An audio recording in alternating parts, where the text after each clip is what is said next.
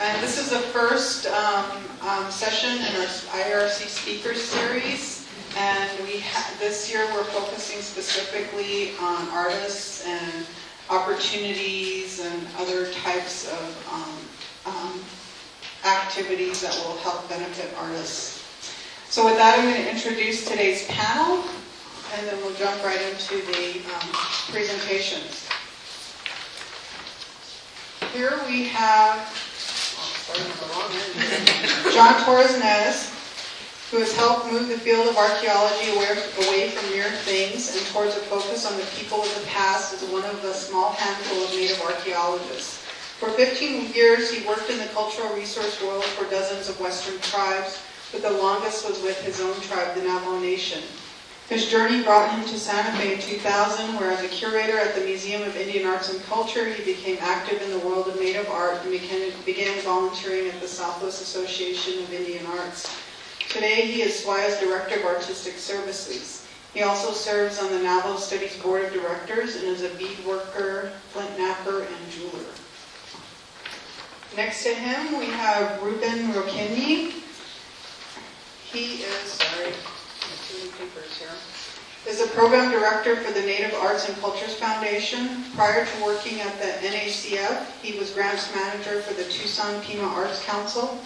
He has served on the board of directors for Access Tucson and was a founding board member of the Tucson Musicians and Artists Health Alliance. He's a graduate of the National Association of Latino Arts and Culture Leadership Institute and was one of 8 selected for the NALAC Advocacy Institute in DC. He has served on review panels for the National Endowment for the Arts, NALAC Fund for the Arts, Arizona Commission on the Arts, Regional Arts and Culture Council, Community Foundation for Southern Arizona, and Pro Neighborhoods Tucson. Ruben received his BFA from the Evergreen State College in Olympia, Washington, and is a multimedia visual artist. Next to him is Jennifer Complo McNutt, and she has been with the Eiteljorg Museum since 1991, 2 years after it opened. She started as an education assistant and eventually became curator of contemporary art. Prior to joining the Eiteljorg, McNutt worked with the Indiana Arts Commission as an assistant art professor at DePaul University in Greencastle. She has a BA in painting and drawing from Indiana University and an MA in painting from the Tyler School of Art at Temple University. And next to her is Elysia Poon, who is the program coordinator for the SAR's Indian Arts Research Center. She's been the program coordinator since 2007, and her responsibilities include public programming, education, and overseeing the Native Artists intern and volunteer programs. Prior to coming to SAR, she worked for the Autry National Center in Los Angeles, the Museum of Indian Arts and Culture in Santa Fe, and the Indian Public Cultural Center in Albuquerque. She has a BA in Art History and Criticism from the University of California, San Diego, and an MA in Art History from the University of New Mexico. So let's please welcome all of our panelists.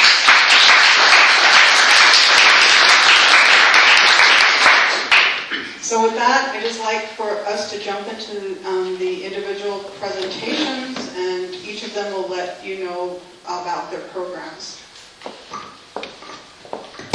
Hi, can you hear me? Alrighty. So, as Cynthia was saying, I'm here at the Indian Arts Research Center.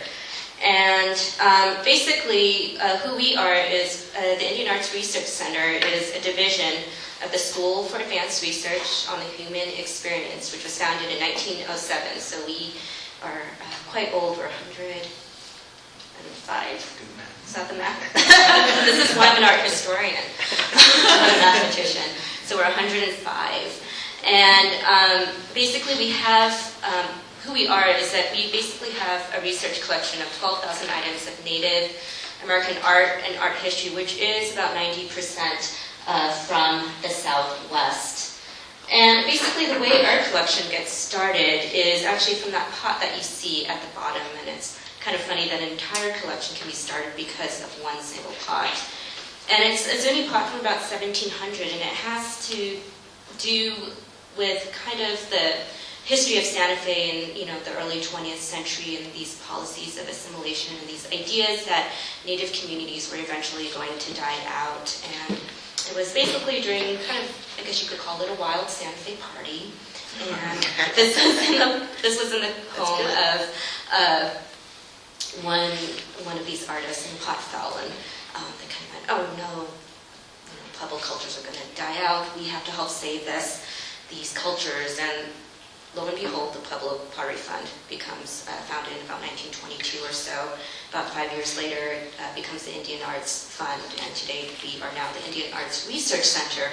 So the reason why they got started wasn't necessarily for the exactly right reasons, but as a result today, we do have this really beautiful collection of about 12,000 items that allows us to share our collection with community members, with Native artists, with researchers, with scholars, such as all of you here today.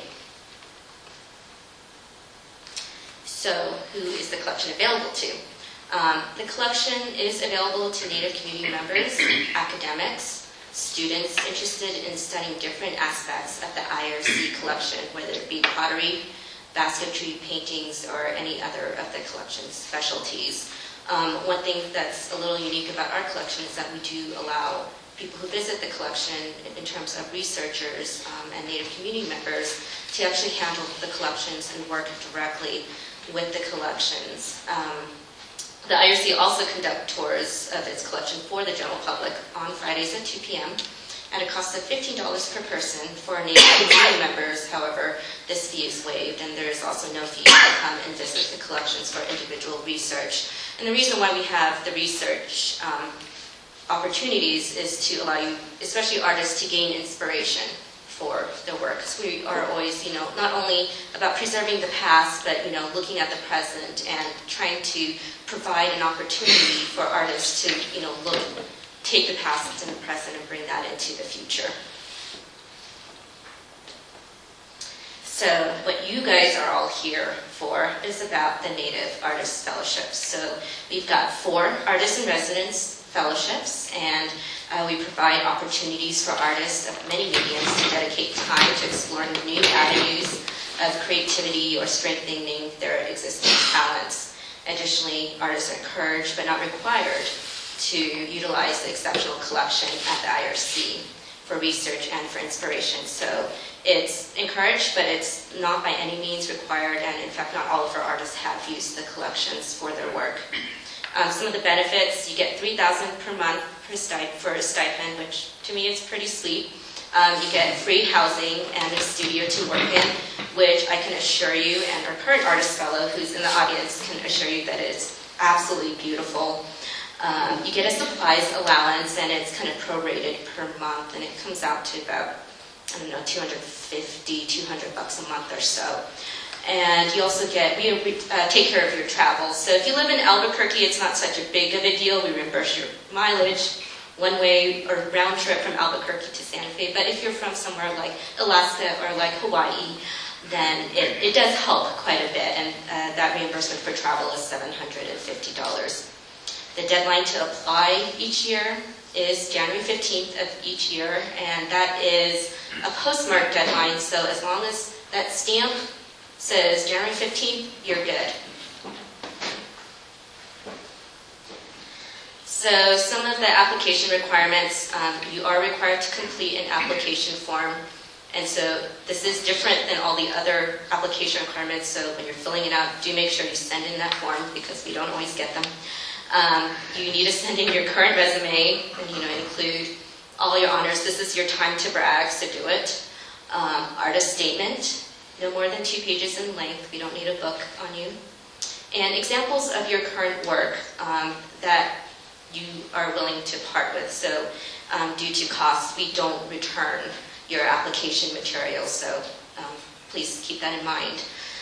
We do have an artist FAQ site. So that site at the very bottom will answer actually a lot of questions that you might have on the various artist fellowships that we have, and about Santa Fe, about the area, about the terms of agreement, and so forth.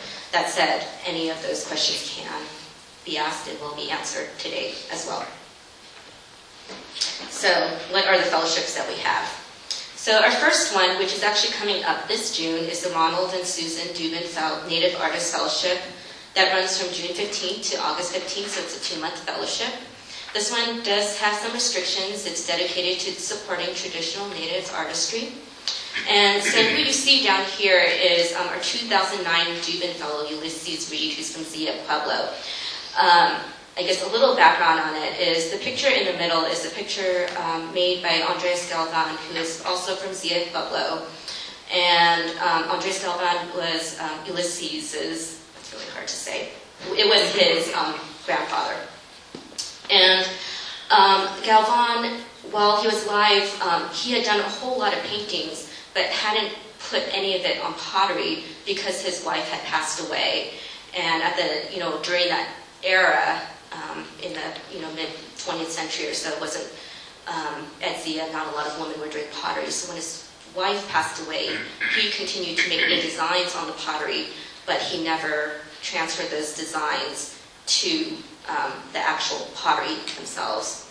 So when Ulysses came here to IRC, what he wanted to do was to take those designs and kind of bring them to life, to bring them to the form that they were meant to be in the first place. And so what you see on the right-hand side is the finished piece that Ulysses completed at the end of his fellowship, and you can see the references to the designs of his grandfather's design in the middle.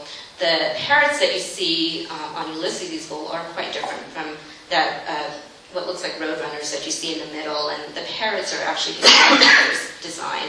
And so this is one kind of the truest ways that we connect our contemporary artists to our collections.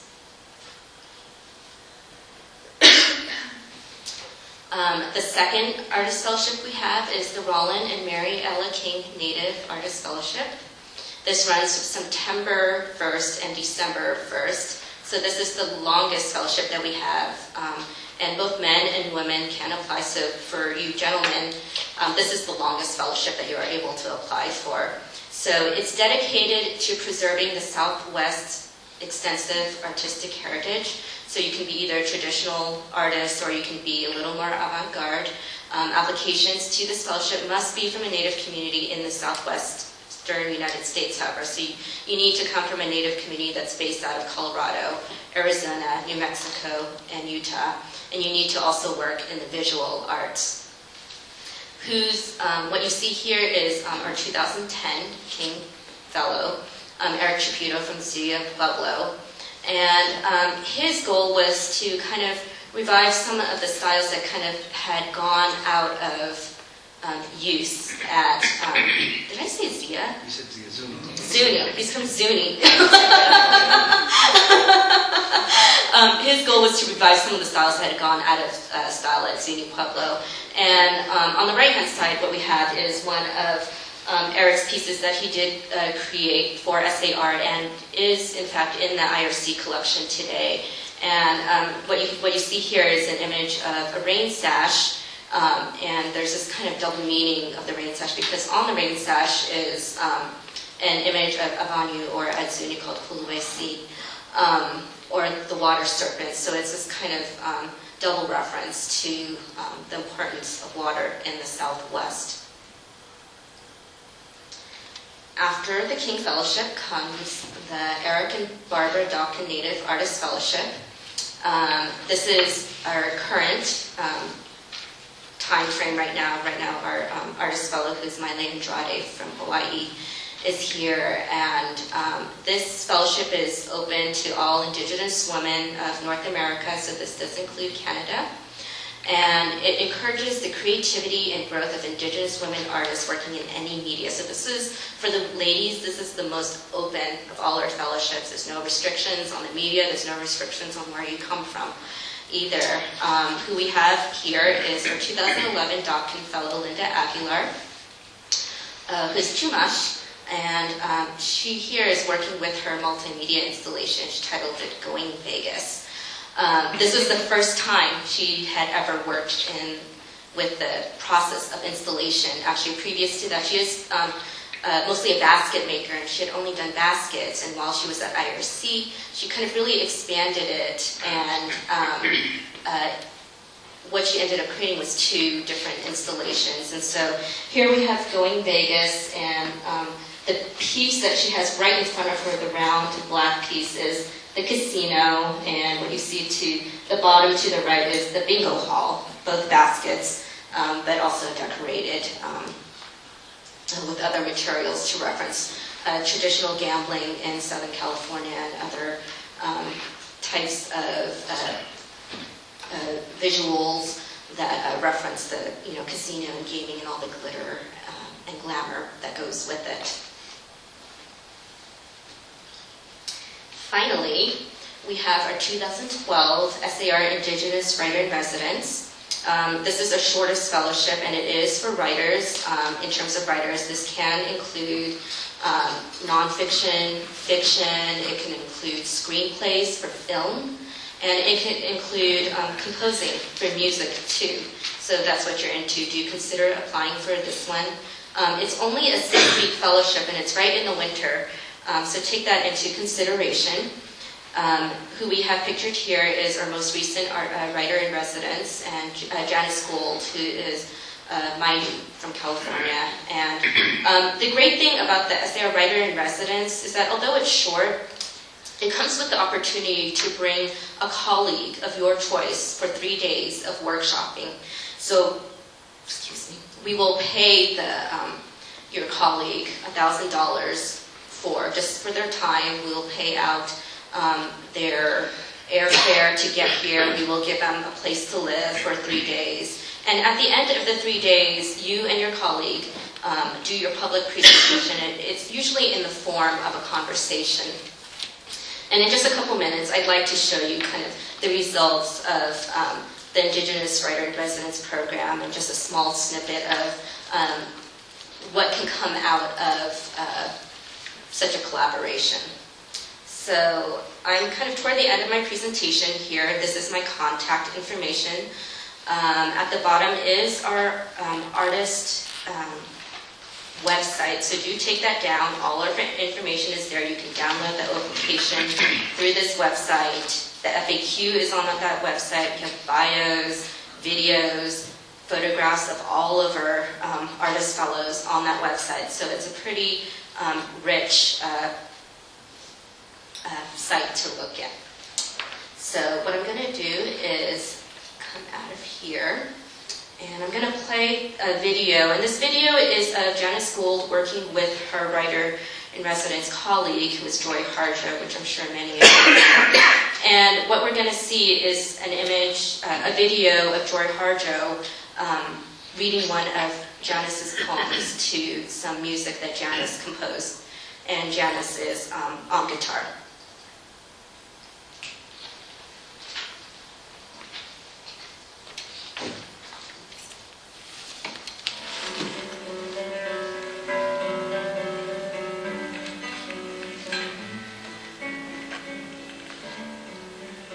Water laughs somewhere,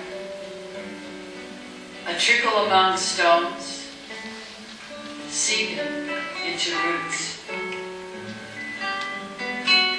At my feet, ants scurry by. A beetle scuttles, honeybees buzz among upturned faces of flowers.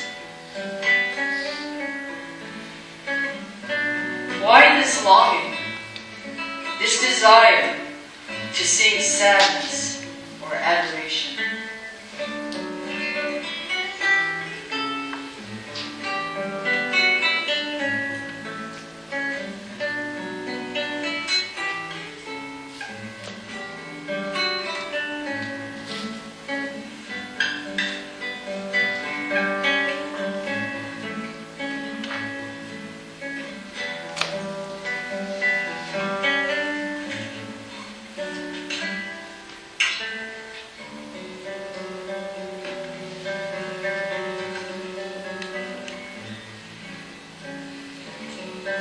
Dark layer, music forms, note upon note, phrase upon phrase.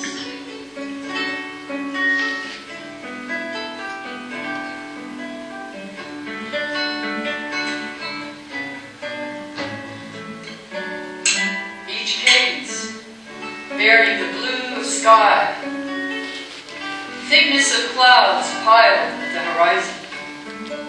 A flight of birds pushed by a relentless wind.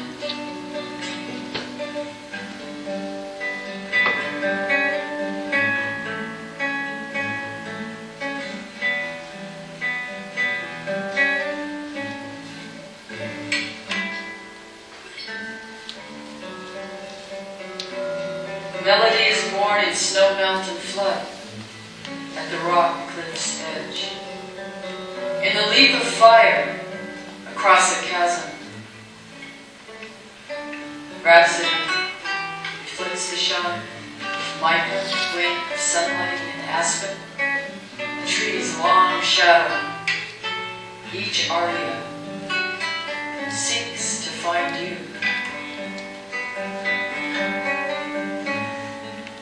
Close to me, open to rapture.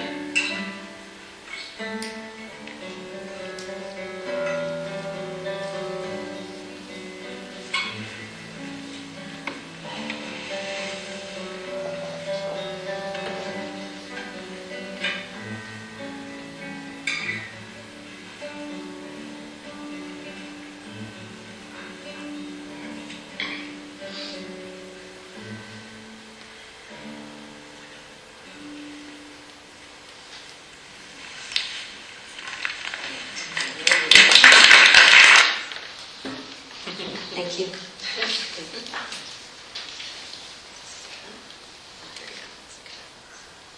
Ready? Yeah.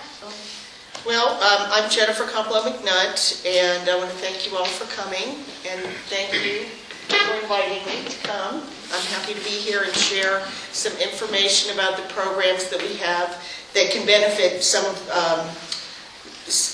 artists currently at the Eiteljorg. I've been there for 20 years, and I'm going to present a couple of programs that I'm not in charge of. But since I'm so old and I've been there so long, I kind of know a little bit about it. The program that I do that I'm most connected to is the fellowship, and I'll talk to you about that in a few minutes. That's what's on the screen. But I wanted to share with you that there are a couple other programs that you might enjoy applying for. Outside, I have a brochure about our Artists in Residence program, which is fairly new. It has been adjudicated through 2013, so the first time you might be able to do that would be in 2014. But it's a really nice program. The Eiteljorg takes care of your travel and lodging, and then you get a $10,000 stipend.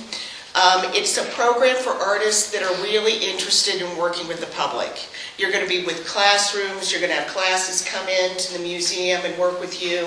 You're going to be set up so that you're working, but people might be able to come in and see you working.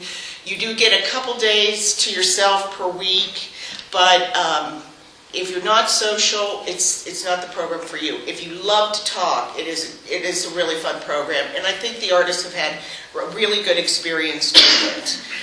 Just so you know, all of the programs, Indian Market, Fellowship, Artist in Residence, well, not all, there's one that's not like this, and I'll tell you about that in a minute, but all of them are adjudicated by outside people, so we try and get a variety of people to choose who's going to get awards and fellowships and be part of our Indian Market. And the big reason why we do that is so nobody can blame me. It's not my fault. So, isn't that a good reason? So the other big program that we do every year is Indian Market, and that's always the weekend after Father's Day. And the adjudication for that takes place, applications are due in January. They go out in November, due in January, and we have information about who's been accepted into the market, usually by the first part of March. It is a fun market. Now, for those of you who enjoy this kind of weather, it can be a little humid because it can be humid in the Midwest. But we take the actual Indian Market takes place behind the museum in a nice little park as you can attest to. Yes, it is. And we try to take really good care of our artists. We try to make that a hallmark of what we do with everything, is show a lot of hospitality, make everybody feel welcome, bring them water, watch their booths. And that goes for the fellowship, the artists in residence. You might be taken out to dinner by one of our board members. I mean, we really do give it our best shot. And we really are interested in the way artists feel about the way we do things, because that's how we base our programs. So my card is outside. Please feel free to pick it up. Email me anytime. I like this, Jennifer. I don't like this. This is fair. This isn't fair.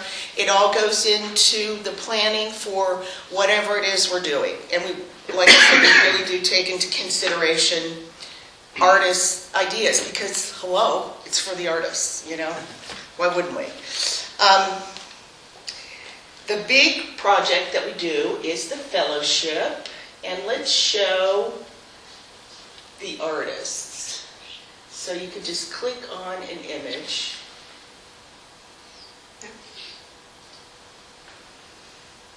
Who is that?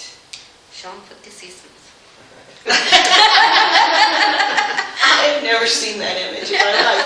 Go over to Nora. Somebody hacked in there. I'm like, what is that? The fellowship is a program that we're really proud of. And Elysia is going to send around a little thing that you can send me your email address and your address. And if you do that, I'll put you in our database and I'll send you a couple catalogs. And if you're from an organization, I'm happy to send you an entire set of fellowship catalogs. This requires that you have signed in, however, so if you haven't signed in, raise your hand so Kelsey can come by and catch you. But the program is pretty remarkable. We've awarded over $800,000 in terms of purchases and awards directly to artists over the last, it started in 1999, I'm not even going to try to do math. This was the 7th round. Each artist, when they're chosen to be a fellow, gets a $25,000 award. They get to be part of our exhibition. We videotape them, so we've got wonderful documentation on everybody. We play that videotape during the gala celebration, which is, it really is a celebration. We really try and be a platform for Native contemporary art voices. And it's been very successful. It has given us a wonderful collection. We purchase over $115,000 of artwork each round. And it has also given us some wonderful relationships. I was sharing with Ruben and Elysia that one of our artists just gave us 30 prints, which is going to be, sorry I spit,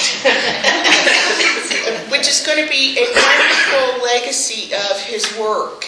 We're going to have everything from his early work throughout his more contemporary pieces, things that we've purchased as well as things that he allowed us to add into the collection. So it's really, really been a wonderful program, and we have a permanent gallery that puts this art on display all during the year. So it's not just during the fellowship time that you're able to see this.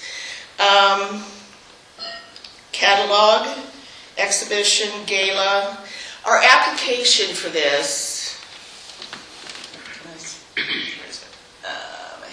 go to the fellowship, yes? Good. Down, and scroll, you have to scroll down, I think. No, below, that should scroll down. Is that the application? Down? Yeah, yes. The application, we're just putting online this year. We're sending out postcards and saying to everybody, you know, we really want you to apply for the fellowship, but we're saving, because it is a very expensive program, we're saving the money that we would normally spend on applications and just asking you to apply online, which you can, download your images, apply right there, or download the application. If you don't have a computer, of course you're welcome to call us and we'll download one for you. But we really want to save money in areas other than collecting the art or making the awards to the artists, because those are so significant. And in the same vein, we do a program. You want to just go back to a pretty image, pretty picture. Not that weird guy that hacked in. Really, I don't know what that was.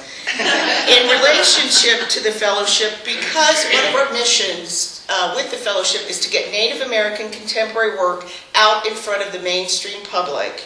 What we're going to do with the 2011 fellowship that just closed is we're going to take it to the National Museum of the American Indian in New York City, and it will be open there from June 1 through September 23rd.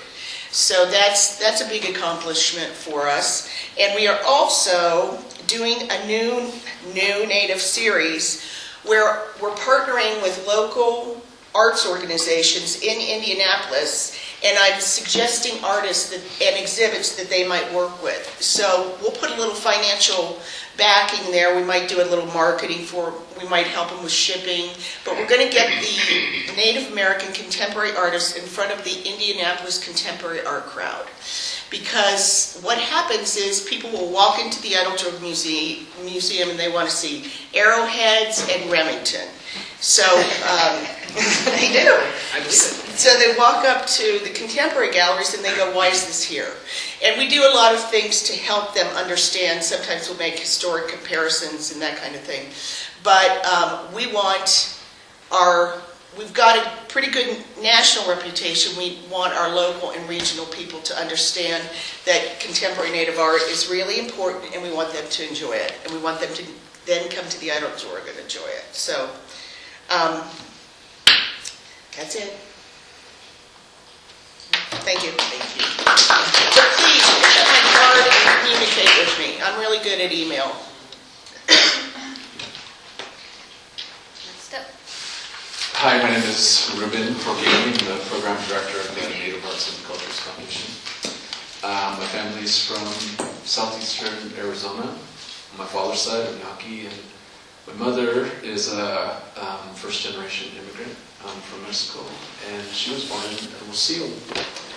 And so I've been in Portland now with the foundation for 2 years, and it's amazing how quickly the body adapts. And I'm back in the desert yesterday in the heat. It's so hot for me right now. I think the weatherman said the other day that in February we had officially 2 days of sunshine in Portland. But so I want to thank first the school for inviting us here.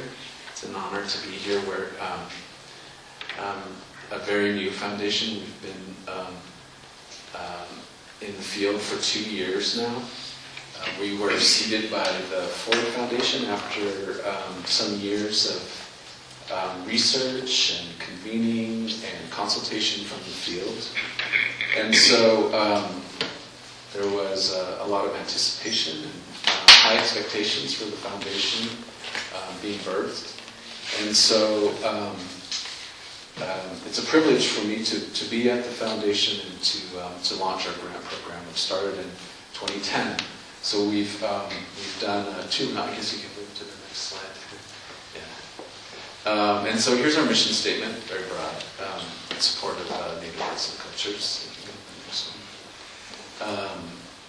And so we were first established in 1927 when the endowment was seeded, and then the board of directors came on. Lonnie came on, our CEO and president, a year later, and then I started officially February 1st of 2010. I just celebrated my second year anniversary. Next slide. Oh, that's Sonia Kelleher-Combs, one of our grantees. That's some of her work there. And one of my fellows. Yeah, we're going to share. We do. I want to say, too, that I'm just honored to be at the table with these organizations, too, are kind of our big brothers and sisters. Yeah. And so, all the kinds of growing pains that a new organization goes through, a lot of planning, board development and fund development and program development and that kind of thing. Next slide. So we too have several focus areas. Of course, I'm going to focus here on our individual artist services, but We also provide support for communities, for art services organizations doing work in the field. We hosted our first national Native Arts convening in November of last year. We plan to host the second one in 2013. And in between, we're doing some kind of local, regional convenings throughout the country to generate momentum building to the national summit. Several folks in the room were present in November. I know Ryan back in the back and Cynthia both there. Thank you both for attending. Next slide. So again, in 2010, we started offering grants to the field. You'll recognize Will there at the top of those infamous gigantic photographs. And so in our first year, we made, I believe it was 8, is that what it says up there? 8 grants.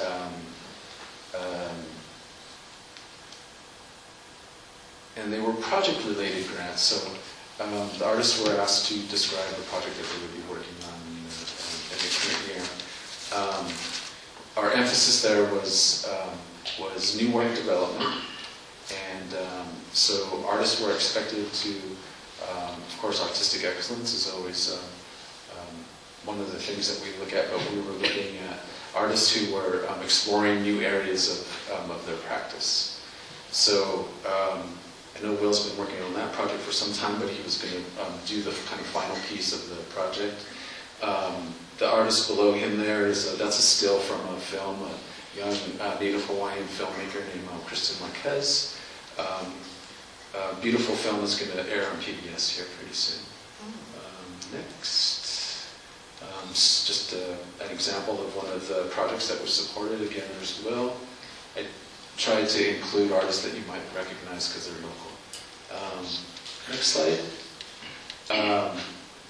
I didn't include our support for communities in the year and our support for the field because I'll talk about it here in our second year. And so again, we offered support for individual artists in our second year of grant making. This time we moved away from the project-based funding and moved into fellowships, unrestricted awards, no expectations on our end except for really to honor the artist's work.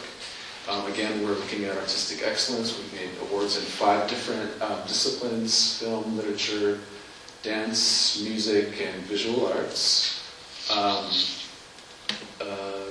Next slide. Oh yeah, we'll go back up again. That's Marie Watt's work, who was a grantee in our first year. She does a lot of work. I guess this is an installation that I believe this one was in Portland. Yeah, she lives in New York now, and part of her award was to move her studio over there. Okay. And so one of our fellows last year was in literature is Shirley Bitsui, who is Dene, and a beautiful poet. We actually had dinner last night because he's living in Albuquerque now. And if you haven't read his work or purchased his books, I encourage you to do so. I was hoping you'd be here today. Maybe we brought a few books. What's that? He's out on campus. Oh, he's in? Yeah, okay. And then that picture down there is he does a lot of collaborative work with performance artists or visual artists or musicians, and he kind of they work off each other. So his work is really kind of pushing into new territory, especially for a writer. Next slide. Roland Tangen is our dance fellow this year. She's here in Santa Fe, and you've probably been to at least one of our performances here locally. And she happens to be here today representing. Thank you for showing up. And next slide. This is Benny Klein, is a film fellow. A couple of documentaries have been aired extensively on PBS. Go to his website to take a look at his work. Amazing. Next slide. Raite Ham, amazing singer from Native Hawaiian. Living in Honolulu. If you're not familiar with Native Hawaiian kinds of singing practices, her her specialty is like this kind of yodeling. It's very interesting. It's beautiful. It's like, you know, it's hard to describe, like a bird. And then she plays it with ukulele and guitar. And, she's just a very naturally gifted player. Next. And this is Alan, also a fellow that we shared together with Eiteljorg in the same year too. And Alan is living in New York City. And one interesting kind of topic that came up when I was talking with Jennifer earlier is that we are an organization that serves Native American, Native Alaskan, and Native Hawaiian artists, so the 50 states. And so one of our requirements is that the Native American artists must come from federally or state-recognized tribes. Now, Alan was born and lives and grew up in New York City, in New York State in general. But he's enrolled in Canada as Mohawk. So this is an interesting debate on the board. So if you're applying this year, just kind of keep that in mind. Where the issues around identity are kind of fluid and flexible, and we're generally we try to work with the artists on a case-by-case basis. Next. This year we also offered support for artist communities, and so we were looking at organizations that were putting together arts conferences, providing training, professional development training for artists similar to what we're doing here, and made some pretty interesting awards this year. That photo there is from an old project that happened that we didn't fund, but it was very influential in the field. The PICO project that happened on the Big Island in Hawaii, and then below that's some work that the Seventh Generation Fund in California does. They're constantly convening. In fact, I'm going to one of their conferences in the first week of April in Montana. Next. So one of the projects that we're lucky enough to support this year was a Native Playwrights project, which you don't see too much of. And so they have a group of artists. You'll actually see Joy Harjo in that picture. She's everywhere. She's actually on report too. Then they're kind of working with the Autry Center down in Los Angeles, who've been very supportive of the project, and they premiered the work there. I'm really happy to see that we're able to support performing arts, see a lot of support for visual arts in the field. So we're lucky to do dance and music and this playwrights project. Next. And then we also, this year, provided support for projects where the artist was going to work with the community. So there we were looking really more at what it ended up being more like education projects or heritage practices. And so with the next slide, you'll see this project is a good example of that. This is Chehalis is in Washington State. They're salmon and canoe people. And so they've already harvested a cedar log to work, and the artist is going to work with students, mostly youth, to come in. They're going to learn carving, and then they're going to launch the boat during their salmon ceremony in the summer. Pretty cool. Next. And then we're also providing support for art service organizations that provide support to Native artists. So this year we are working with, last year we actually made an award to Swaya. This year, last year our awards in this initiative were fairly small. They were $10,000, of which kind of sounds like a lot for some, but for an organization it's it's not too much. And so this year, based on sort of feedback from the field, we're offering fewer awards, but we increased the amount to 40,000, and so we have a handful of partners this year. Just 4 organizations: the Sundance Institute, because of course we're happy to support film projects, the Longhouse Education and Cultural Center at the Evergreen State College, First Peoples Fund in South Dakota, and the Pati Foundation in Honolulu. And so all of the organizations provide small grants and residencies to artists, professional development training of some kind, And so this is our way of really kind of bolstering our brother and sister organizations in the field.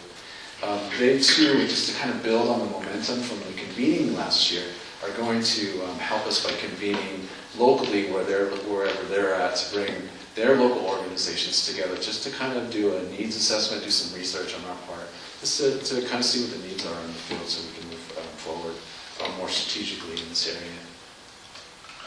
And so this is an example of one of the organizations that we're partnering with. This is the Longhouse Education and Cultural Center, again, the house at the Evergreen State College. They actually do work all along the Pacific Rim, and that's from a project that they did with the Maori. It's a beautiful facility. Actually, if you go back up to the first slide, that's a photograph of the interior. When I was in school, the Longhouse wasn't there, and so it's just been amazing to kind of see how this project has developed. And it took like 20 years of planning and doing all the fun development, architecture, bringing an architect in. And, they're very embedded within the local community in the Northwest. It's a place where people come together to. They do a powwow. They have a market there also, similar to the Eiteljorg. And then people from the community are participating in the residencies. And then the next slide. And so this year, that's a photo of John Federoff's work, and he was a grantee in our first year in Artistic Innovation Initiative. And he actually, through that project, exhibited at the Museum of Contemporary Native Art here in Santa Fe, which was just here a couple of months ago. Maybe you saw the show.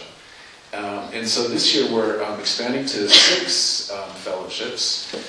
They're $20,000, they're unrestricted. This year we're including a traditional arts fellowship, which I'm fearing that we might get ourselves into a little bit of trouble there. So I'm going to kind of look to John for some advice, just because there's the constant debate about what's traditional and what's contemporary. And then what are we going to include? But in this case, for this year, we're going to include visual arts only there, which is, and we're kind of, it's going to be very broad. So it's going to be basket making, pottery, jewelry, regalia making, which will include beadwork. In our first year, we did a nomination process. So it was a little bit closed. All of our applications are reviewed by peer panels, and so we're not the only ones involved in the decision-making process, basically, and manage that process. But our feedback from the field was that artists felt that we're getting a lot of phone calls saying, "Well, how do I get nominated?" Well, the nominator has to know who you are. Well, who are the nominators? Well, I can't tell you who the nominators are. Our foundation was built for the community, so we wanted to open it up this year. So it's an open call. Any artist can apply, but of course we do have some criteria. And the most important criteria for us with any individual artist's work is artistic excellence. And so, just in listening to Jennifer and some of the other kinds of conversation that I'm constantly having with other grant makers, definitely, the narrative is important, and an artist's kind of understanding of their work and their ability to kind of speak about it is, it has a huge influence at the decision-making table. But what I find more importantly is the work itself. And so good work samples are really important. And even for a visual artist, if you have, some artists have video, Alan had video, dancers have video, so feel free to dump it all on us. Our applications are taken online, and so unless you can't upload it, then you'll have to send it to us. But everything, YouTube videos, electronic photographs, everything gets uploaded. You don't have to send us something that you can't get back. And then this year, actually, we're kind of a little bit late because developing a new site takes a lot of work on on the web developers part. And they just finished it today, I got word. So we're going to make the announcement really soon. And based on input last year from the artists that did apply, we had to kind of go through and restructure the application. And so we feel like it's going to be a lot easier for you this year. Deadline is just around the corner. There's about 3-month window for artists to get the applications in. We'll do the review process late summer, early fall, and we'll make an announcement in late fall, and the artists will be the fellows for 2013. And I'm happy to talk to you at any time regarding any kind of service that we offer. I have cards outside, send them to Jennifer. I'm here really kind of as a sounding board and kind of as a trainer. And I've read a million grants in my career. And so I know what makes a good one. I know what the panels like to see. Certainly panels are different. Every panel is different. It has its own personality. But there are a few kind of key points that are important for an artist to consider when they're developing their application. Professionalism is really kind of at the top of the list, but I think we're going to kind of get to that later, yeah. Okay. So anyway, well, thank you for having me here, and we'll talk a little bit more. Well, again, thank you. I'm sort of fighting a cold, so I'll be clicking my mic on and off every time I have to cough, so I won't be able to use that. Can you hand me that clicker so I can make it work there? So I'm here to represent SWI and our fellowships and our relatively new residency program. Our fellowships are about, I think, 32 years old now. We've been giving fellowships out. We've serviced, 172 artists that we've given out fellowships to. And just to follow the who, what, when, where, and why format here, I'll start with the who, and maybe my battery's not going to work, so you're going to have to click through. So, technology, of course. So, I'm just going to the first few dozen slides or so are some of our fellowship winners. This is Harry Fonseca. Next, of course, David Bradley. Nora Naranjo, it's a big piece in DC. D.Y. Begay is actually the only one who's won two, both in 2001 and 2010. One was on textiles, and the 2010 fellowship, she actually was a travel fellow. She wanted to go back to Peru and study with cotton weavers there.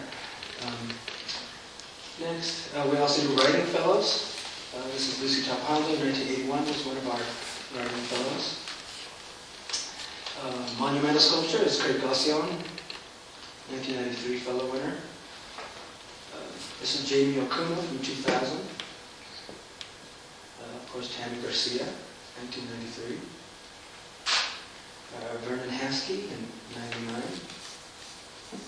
And our first Canadian winner was Lisa Hagman last year, Haida Chokut Weaver.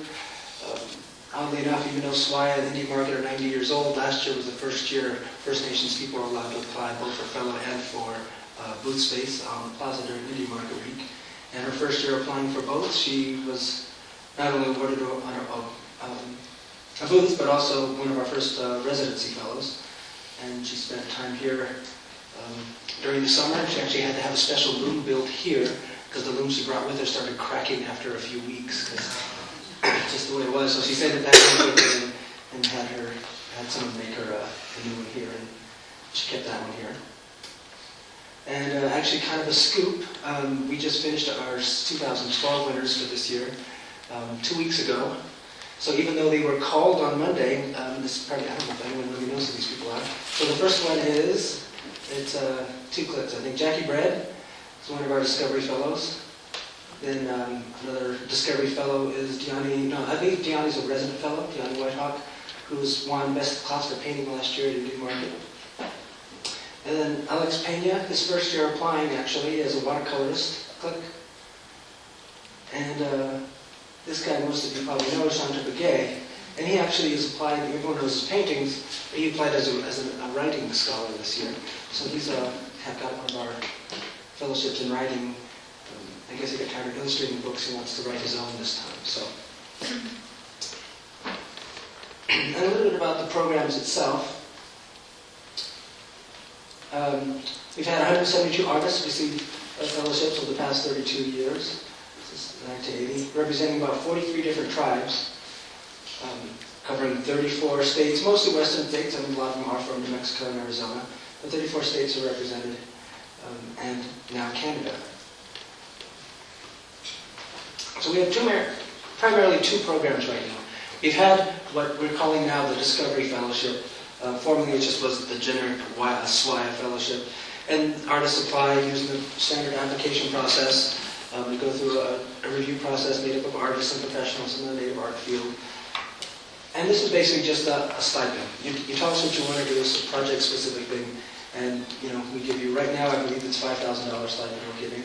And it varies from year to year. We range anywhere from 3 to 7 fellows in a year. Started in 1980. And then something we started 3 years ago is a residency fellow where we partner with the Scientific Art Institute. And it ends with an open studio with a show. What we heard from our residency fellows there is it's a great experience because they're not there just with native artists, they're from artists around the world. They get to exchange ideas and get kind of time to really center themselves, reinvent something that they want to do, and truly have a completely different Santa Fe art experience that a lot of people like to give a shot. And this started in 2009 is when it started. And I guess applications are due in the fall. They go out with our regular Santa Fe Indie Market applications at the end of October usually. And they require artist statement, pictures of your work, all those kinds of things. And they're due back the third Friday in January. And as far as where, I guess this is where it all happens. This is Santa Fe Indian Market. This is Lincoln Avenue looking north at 7 o'clock in the morning. That's 7 o'clock in the morning. At 7 o'clock in the morning. And just kind of something to paraphrase SWIA's tagline, I think it applies to all of us out here. And why is because we're bringing native art to the world. I do apologize, Santa Fe Art Institute. Well, let's thank our panelists for those presentations.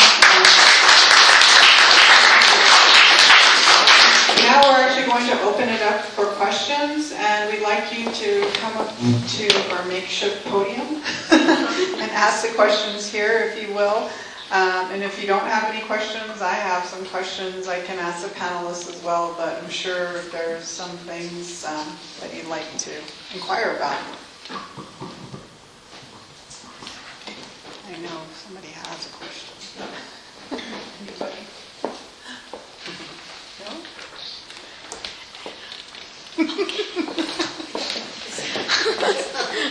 Okay, I'd like to direct this question to Jennifer McNutt.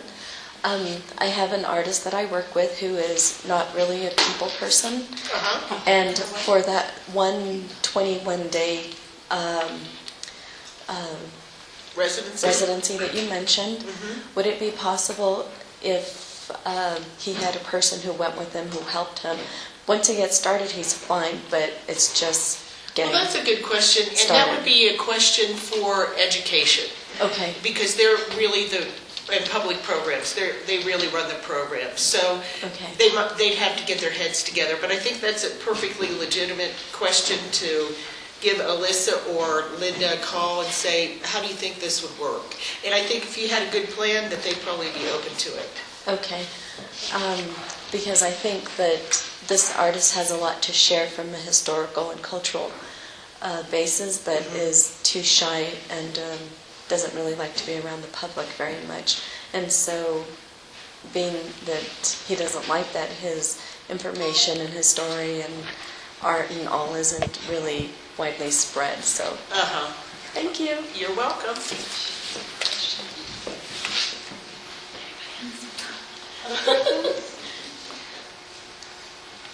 I'm not sure I'm trying to formulate it. It's directed towards you. Should I put it for you? Yeah. Okay, I think it's being recorded, so it is. I think it's Oh, it's important, better. right? I'm really interested in what you have to offer. I'm thinking as far as the Hawaiian, and there's a lot of diversity in who you accept. Yeah. I'm just curious a little more about the Hawaiian. How do you prove the quantum of them? Or is it open? Or the Hawaiian? It's It's actually a lot, it seems to be a lot easier in some ways for Native Hawaiians. Are they getting that because, better now? I know there was a struggle. well, it's included on the, it's right on the birth certificate, Okay. the lineage of the parents. So if it, it says right there, so that's what we, create copies of the birth certificate. Now, of course, there are the same kinds of similar issues, in regard to, if it was put on, at a certain time. And probably Miley could speak better to that than I could. Yeah, usually in this generation, people put Hawaiian because the Board of Health doesn't really check.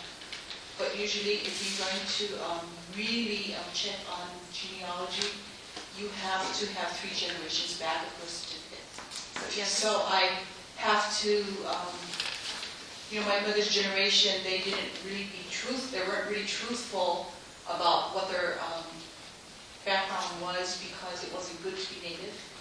And so then you have to go to their parent. Yeah, because I'm glad to know that it's actually getting to a point where it can be documented. Because I think a lot of people lost out, Well, I think it's quite easy to document, actually, if you know how to do that research. And there's I think OHA helps folks with that process. There's what organization? Yeah, they did a collection. There's 2 organizations that do a collection of birth certificates. OHA a little problematic because we didn't know how our names are going to be used once we're in their directory. Commitment Schools has an education program. They don't ask for, we have this federal quantum of 50%, and it gives you these different kind of levels of being Native. So the Commitment Schools just allows you, if you just prove in some way your genealogy that you have one blood, it doesn't matter how much, then you can participate in their educational program, which is really vast. But OHA, because we're not a recognized nation in the federal government, we're still going through that. Big problem. We're not the same as most of the nations here. We're not a nation, we're still wards of the state. And so we still have this quantum thing that we're trying to get rid of. It's complicated. I know, thank you. I'm sorry.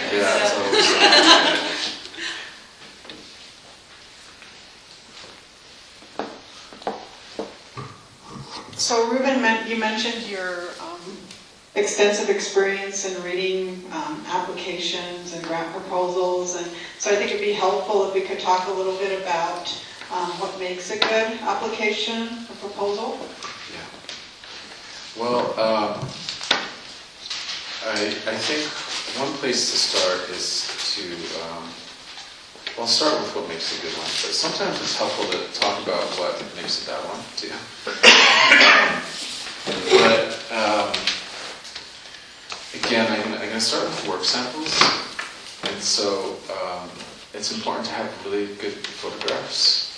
It's important for us, anyways, to have a good demonstration of current work. And so we're accepting work samples back the last 5 years, but the more current you can be, I think the better the panel responds to. Because then the art kind of takes on it's living, breathing, and they're able to see that it's moving forward in some process in your practice. And so, last year, for example, on with our literature fellowship, we received some very rough drafts of some recent work, which was actually really cool to see the writer's process, cross-outs and everything, So that's important. And then good video if you are a performance artist, or of course if you're a filmmaker, we expect the high standard.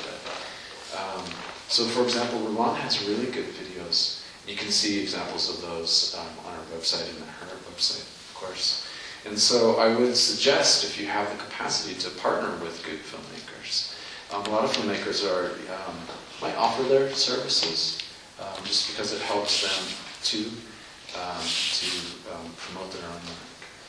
And there's just a ton of good filmmakers out there. And I think, was it 2 years ago, the Best in Show first time was a filmmaker, yeah. And so actually he did a really good video for Dancing Nerd. So, and then I think one of the most challenging things for some artists is to be able to speak about their work. Some artists, they get pretty good practice at it because they go through a master's program.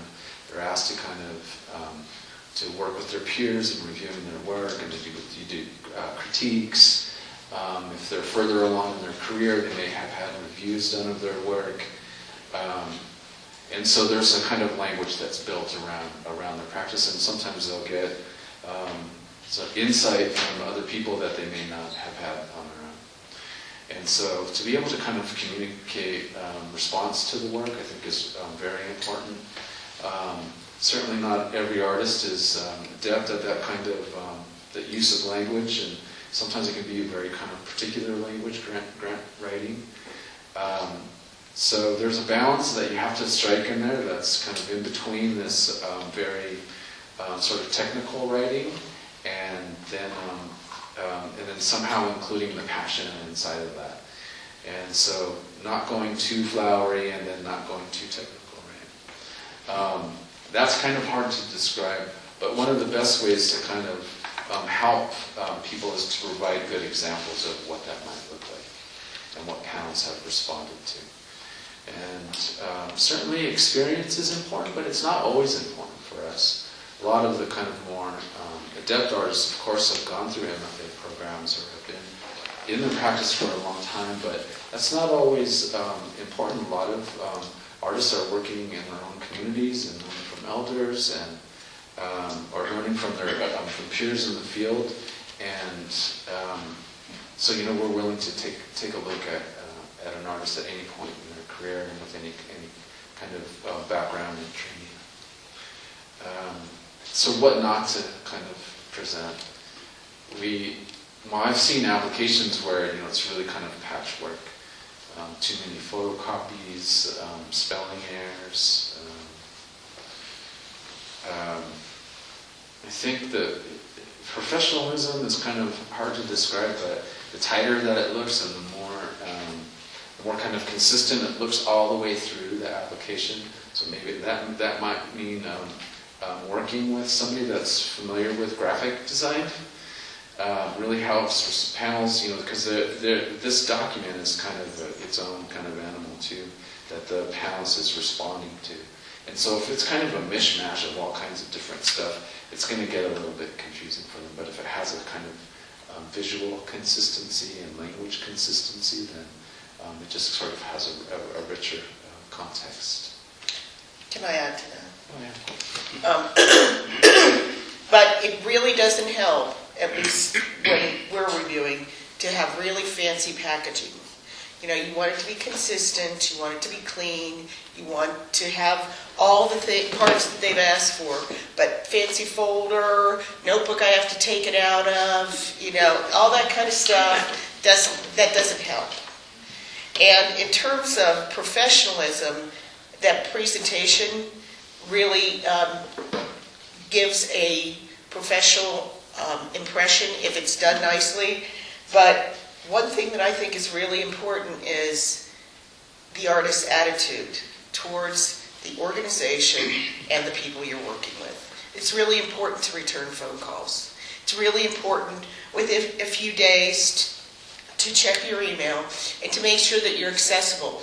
It's really important to provide accurate information, knowing that I'm going to write a biography about you, but if I have old information, you're going to be disappointed in the exhibition. So it is a shared responsibility between the organization and the artist to have a professional attitude and presentation. Yeah. And one of the things that I wanted to add to that is ultimately, I think it's about clarity, making your application as clear as possible to the review panel.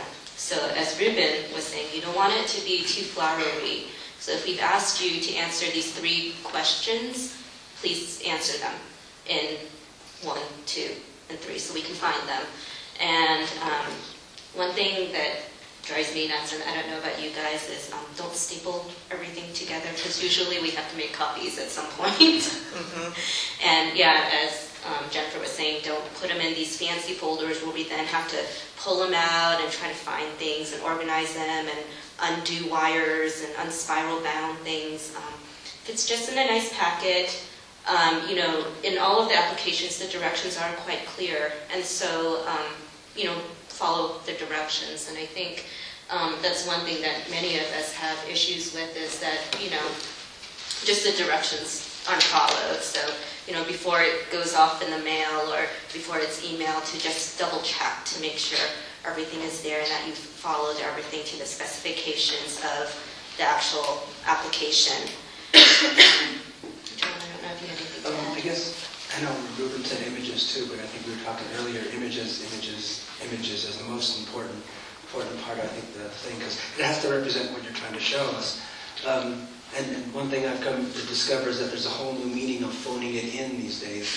When looking at people think their phone has 4 megapixels, that's going to be great for their images, and people are doing that, and it just doesn't work.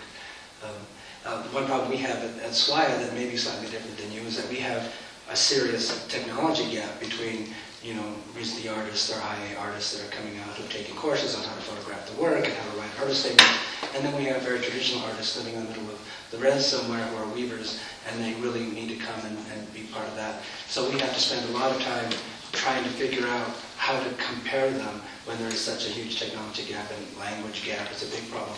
Some of our residency, our fellows rather, applicants, English is the second or third language for them.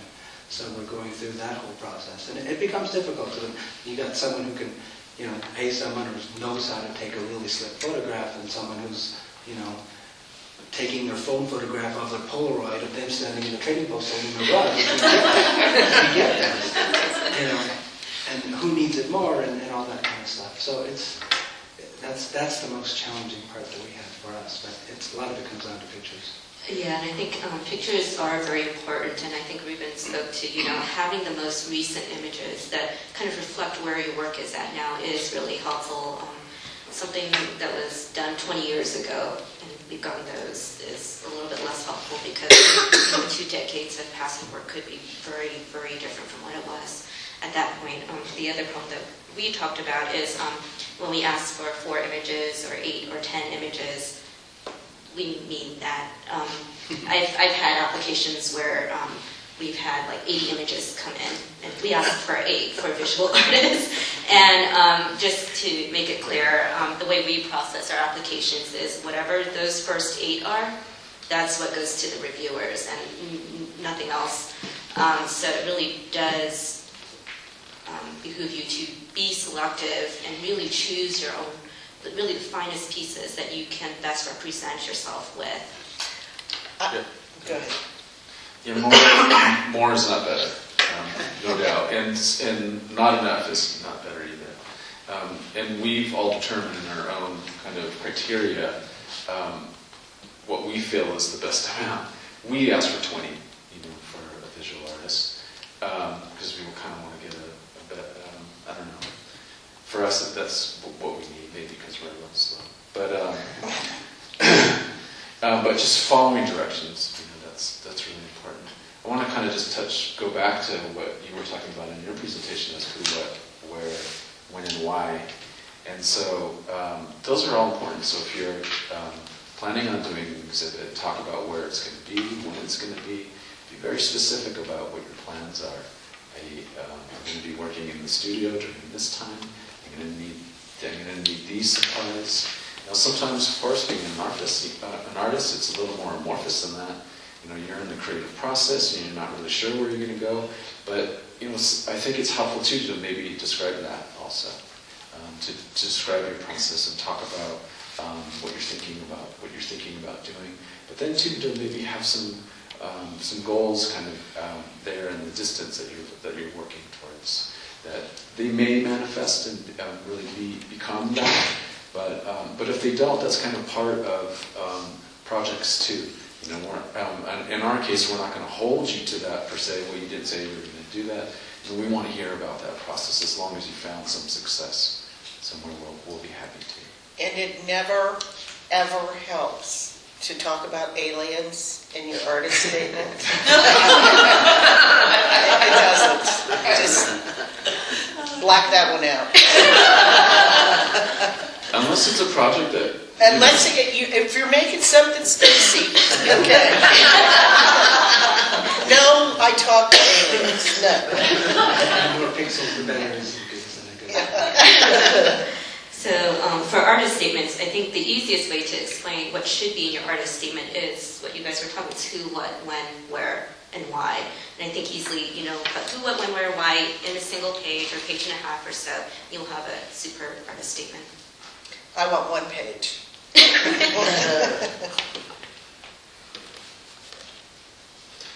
I would suggest too that if there are grant writing workshops in your wherever you're at to attend, and then to practice. So if you haven't done it before, start with a smaller agency. Maybe it's a local arts agency. Don't shoot for the NEA on your first try.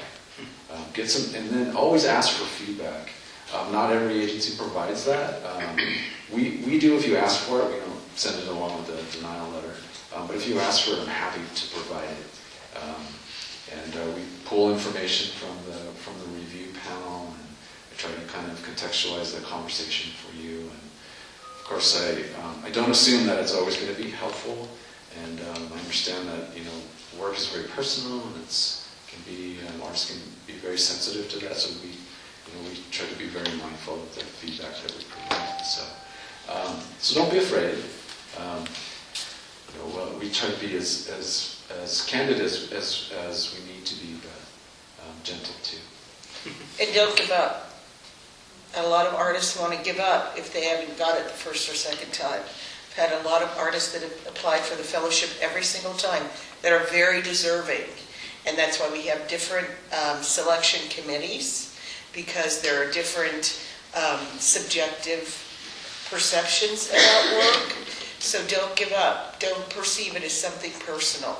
It's, there's only so many residencies and scholarships that happen each year, so. I think one of the things that we were talking about is that all of us receive a lot of really wonderful applications that are just absolutely amazing, but we can't choose each and every one. And sometimes there is nothing wrong specifically with an application.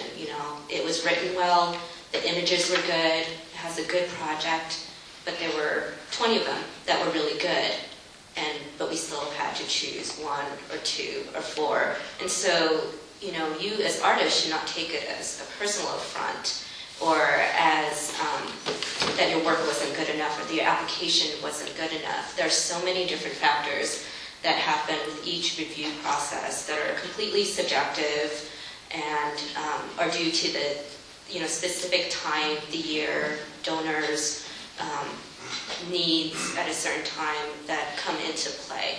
So I just want to make that clear. Yeah, and panels are funny. Like you'll choose, maybe you'll have somebody that does video, somebody that does some alternative kind of media, and somebody that's like a curator or whatever. And so you would assume that panel would choose a lot of new media. But they don't always. They might go back to painting and drawing. I mean, it's very interesting. That's why you have to kind of mix it up. Because what happens when that... I want to advise to, I encourage you to contact me for the deadline. And I would encourage you to, if the program officer is offering it, to take advantage of sending the application in advance. Because I'm happy to provide any input before the application comes to the table. One of my roles is to try to help you to bring the strongest work to the table that you can. So, I'll go through, provide edits, provide suggestions for how you can contextualize your work better. Take advantage of those. I don't see it too much, honestly, because most people work up to the deadline, and you can kind of tell. And so a more prepared artist that's taken the time, you can tell too. And then, the more practice you have, the less preparation you have to do. If any of you have taught before in developing lesson plans, when you first start, you're kind of developing these ideas and you're putting in a lot of extra hours, but after you've been doing it for a couple of years, then you can kind of pull from these different thematic elements that you're working with. So it gets easier. Yes, and we have a lot of people at the Eiteljorg. Jack for festivals, Ashley and I for contemporary things. I mean, there's a lot of people that could help with some good advice. Yeah, so start on those applications more than 2 days in advance. I think we all get those calls the day before with all these millions of questions. What do I do? And it helps if you do that a little earlier. We can help you a little bit better. Yeah, actually, we had an artist one time that she called me at 4:50, just when we close the doors at 5. Can you stay a little later? I'm coming with my app. Okay, I'll come in. She comes in and says, well, where are they? She was going to pick one up and start it right then. I'm like, oh, sorry. I'm not staying here that long. So, yes, advanced. They do funny things. Yeah. It's for your sanity and it's for our sanity too. Any other questions? This is your opportunity there. I guess this is for, if you had a big, I don't know how to kind of word this question, but if you had a big community project that was coming up, is it problematic to apply to all the foundations at once? And does the different organizations compare notes? Well, in my experience, it's actually helpful, because when you can demonstrate that you're seeking broad-based support for your project, the better. If you're just depending on one organization, then they're going to be less likely to be convinced that you have some fiscal capacity, right? So especially if you can also tell them, well, I've applied here and I've applied here and that funding is pending, but to this organization and this organization, I've actually received confirmation. Along those lines too, be sure to include any kind of in-kind support. So you have confirmation from community members that are going to help you with the project, provide marketing support, or just to help shepherd people around whatever their role is, or provide space. That's always very important. And then also to include along those lines as much support as you can from, or buy-in, I guess, because part of applying to several organizations is getting buy-in to the project, which means that that people are seeing some value in it. So another way to demonstrate value is to maybe have a letter of recommendation from a partner organization or a host organization or somebody that's familiar with the project that might have some kind of clout, whether they're a professor or scholar or just another organization that's familiar with your work. That's another reason to be nice to us. Because if you need a recommendation and you haven't been too pleasant, you're probably not going to get that. For you guys who are working individually, to add on to that, we get applications sometimes for artists working in very large projects. It's helpful to know that, to have, letters of support or whatnot, knowing that if it requires more than just you to be involved, that other people are also on board, or if it requires extra funding, that you've secured that funding, or that X institution will perform your work or something, so that we do know that what you are applying for is an achievable goal and it's not some huge dream that you're just kind of throwing out there. And so the opposite end of that, so for example, if you were considering doing an exhibit at a gallery or something, you would want to have already communicated with the gallery that you would like to work with them, and have a letter from them, showing that they have planned to include you in their calendar. And we receive applications where there's that plan, but they actually haven't talked to the partner, whoever it is.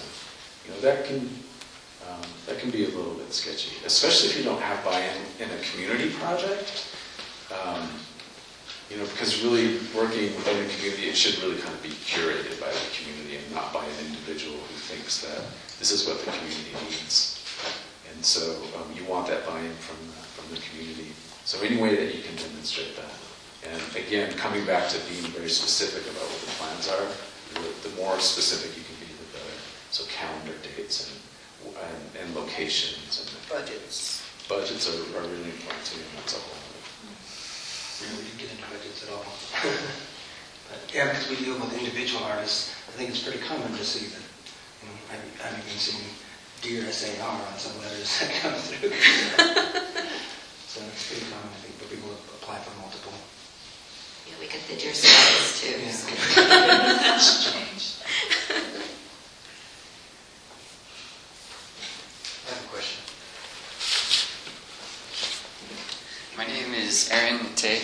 I'm an artist in the community. I know some of you, and I actually am a dancer.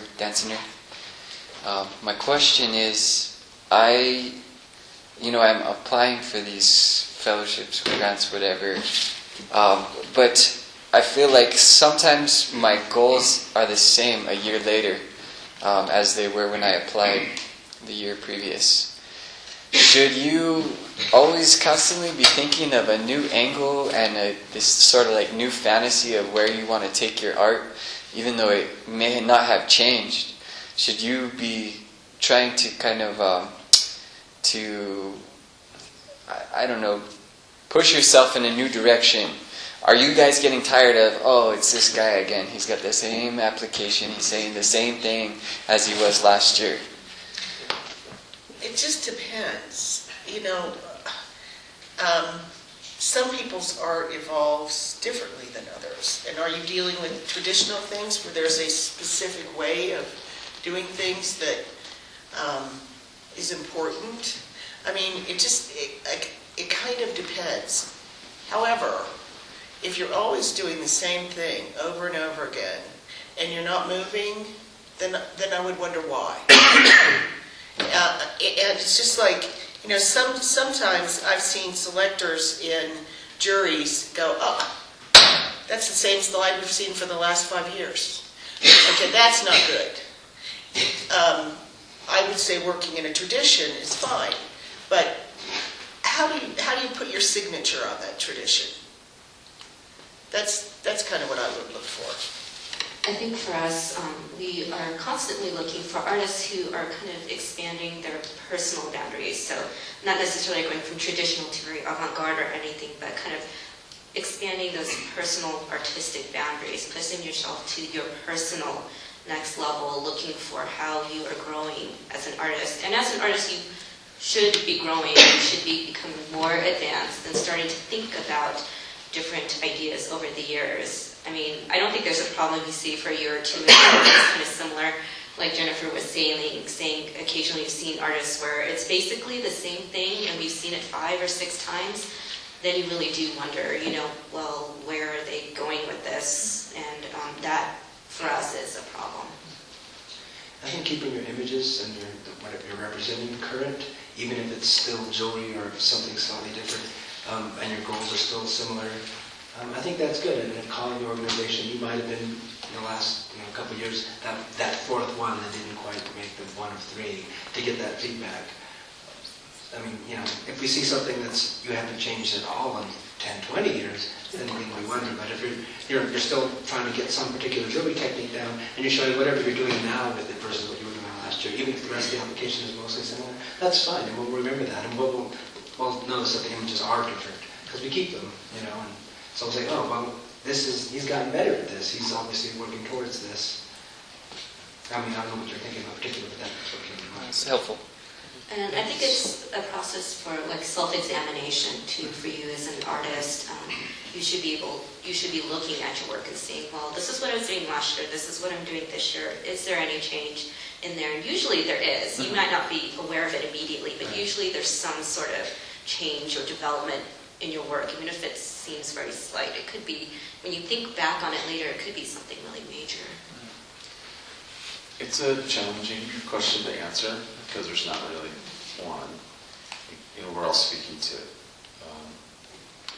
to the living kind of quality of work. But for some artists, developing their work takes place over a longer period of time than just a year. A writer, for example, will be embedded within their piece for 5 or 10 years or 20 years. How do you look at that? That's tough. Dancers too are developing works. They can spend a long time on a piece and developing it.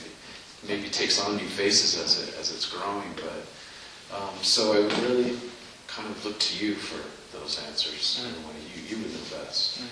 But definitely, where I think panels are always impressed by innovation and seeing something new, especially if it's an artist that's been reapplying. But I think you answered it well in saying that if we're seeing some kind of growth in the work, even if it's somewhat similar, I think that's important. But again, I'd seek feedback from who you're applying to see where you're at. If it was really, we would never consider this for whatever reason, then you want to consider, what maybe if you're the right match for them. Because sometimes that's the case. Yes. You might be turning in a quality application, you might be doing excellent work, but it's not really the right match. So you have to kind of figure out what that relationship is to the funder. And every funder and applicant, they have a different kind of relationship, and they speak a kind of language. So become familiar with what they're looking for. Look at past grantees. Look at and then talk to the grant maker, to the program officer. See, ask them. Just be straight up. What are you guys looking for? Okay. Thank you. You're welcome.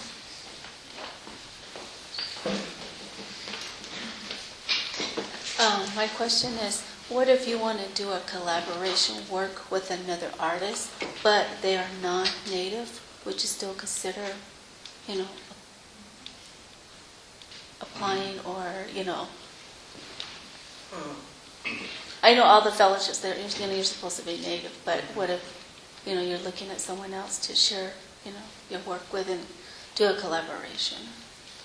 Well, I think we're kind of unique in that because we do support native programming, even if it's embedded within a non-native institution or organization. And in terms of a duo kind of project, as long as the applying artist is the native artist, we would consider it. There could be some challenges in that, depending on what kind of project it was. So, but again, I will talk to the program person to see what their take on it I think is. for us, it really is on a case-by-case basis. For instance, if you're a sculptor, you have to work with a foundry and those kinds of things. If you're a filmmaker, you have huge crews. So it's, there's lots of instances where we've had applicants that fit the criteria that had non-native help. So it's about who's steering that creative ship, kind of, so to speak. At least for us. I think the situation is the same for us, and that would be kind of a case-by-case basis, depending on the scope of the project and what exactly you're doing and what the role of who you're collaborating with is. I think it's very much a case-by-case basis. I think your best bet would be to, talk with each individual organization what you're thinking about and to see if it would be an appropriate fit. Elysia, I think the the writer in residence, that can be anybody, the collaborator that you bring in. Yes. So for the Writer in Residence Fellowship, your collaborator, for your colleague that you bring in for 3 days, that can be any writer, so it could be native or non-native. But for visual arts, we don't usually bring in collaborators, but we have had artists that will work with other artists. In our cases, so far, they've been native, but that's not by our choosing. It's just so happened that it worked out that way. But I think if you had a non-native collaborator, I think we would be open to that possibility.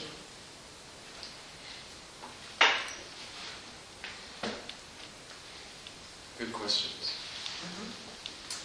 I had a question. Are there any other resources that you can share with the audience that are valuable to them as artists? You know what? I thought of one. The Vermont Studio School offers native scholarships to native artists. Ruben was mentioning about the Evergreen Longhouse. They have programs. The Longhouse has artist grants. First People's Fund does artist grants and professional development training. If you're a filmmaker, the Sundance has several residencies over the year. Intensive training workshops, and I'll shepherd you through a filmmaking process. Of course, all of us here at the table. And then kind of depending on your area of focus and your and the geographic area that you're located, it would kind of depend. But I'm happy to do a little research for you around that. New Mexico was lucky because there seemed to be a lot of, there's a healthy infrastructure here for support. Other places like Idaho and Montana, it's a little tougher. So I'm happy to provide information because some foundations, for example, they only fund within a certain region or within one state. And then, of course, there's always the municipal and state agencies, and sometimes it's kind of difficult to figure out who that is, depending on the state. Yeah, I think what we could do is as a group, we can pull together kind of all our resources, and we will post them on the web along with the recording from today's talk, so that you guys can, just click through to the links and look at different application residencies and fellowships and things like that, so that you'll have easy access. So the website for that will be speakerseries.sarweb.org. And as soon as you get on my radar and I have a sense of what you're doing, if I get anything through my email, I start forwarding you stuff. Even if I think it fits somehow, I don't always go through and do all the detailed research, but if I think it might fit, I'll send it to you. I get a ton of stuff.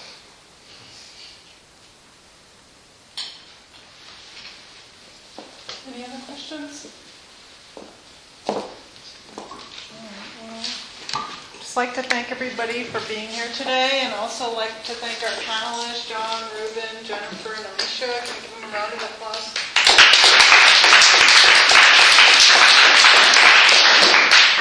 So our next speaker series panel is on March. It's next week, right? It's next Thursday? No, it's 2 Thursdays. I will go right to the site and you can see. Yeah. Get the date. I don't have it off the top of my head. Because I'm terrible at dates as well. So our next one is on Wednesday, March 28th, 3 to 5 p.m. So what we're going to focus on 2 weeks from now is this panel discussion will be on the IAIA campus, and we're going to look at a different process of funding. This is kind of a new process that you've seen through probably Kickstarter and USA projects, where you basically bring in a community to support a single project, and it's all done through the web. And so we're going to have the director of USA Projects, Catherine Deshaw, come in and talk about how you can go about this slightly kind of less traditional way of finding funding for your projects that, from what I've seen, has actually been very successful. They take a cut, Kickstarter does it. Kickstarter takes a cut. A small one, like 10, I think. Yeah, and I think USA Projects does too, to help kind of offset some of the projects, but it's better than not receiving funding at all. And so if you received an award from any kind of major institution, they'll usually accept you into that program. But And if this you includes haven't, markets. then they won't. So we're going to partner with them here in the next week. So our artists will be able to post their, what do they call it, crowdfunding.